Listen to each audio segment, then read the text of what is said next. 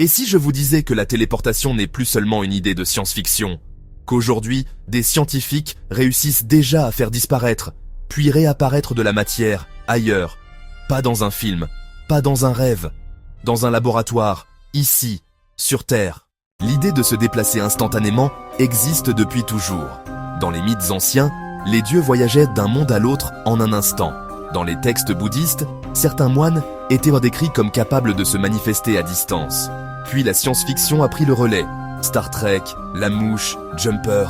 Mais, et si la réalité avait fini par rattraper la fiction? En 1993, un groupe de physiciens publie un article révolutionnaire. La téléportation quantique est possible. Pas pour des humains, bien sûr, mais pour des particules.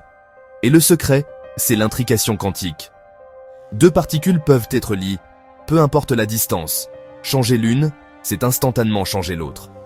C'est ce que Einstein appelait une action fantomatique à distance. En 1997, à Genève, des chercheurs téléportent pour la première fois un photon à plusieurs kilomètres. En 2020, des scientifiques américains battent le record. Plus de 40 km de fibre optique. Et depuis, la course est lancée.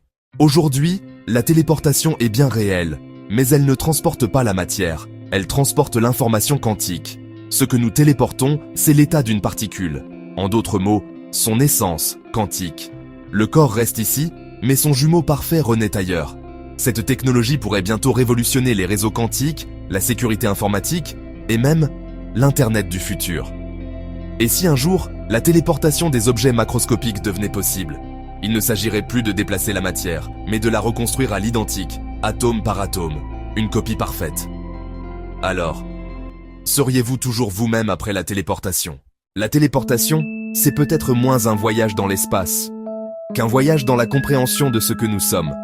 Matière, information, conscience. Peut-être que la vraie frontière à franchir n'est pas celle de la distance, mais celle de la réalité elle-même.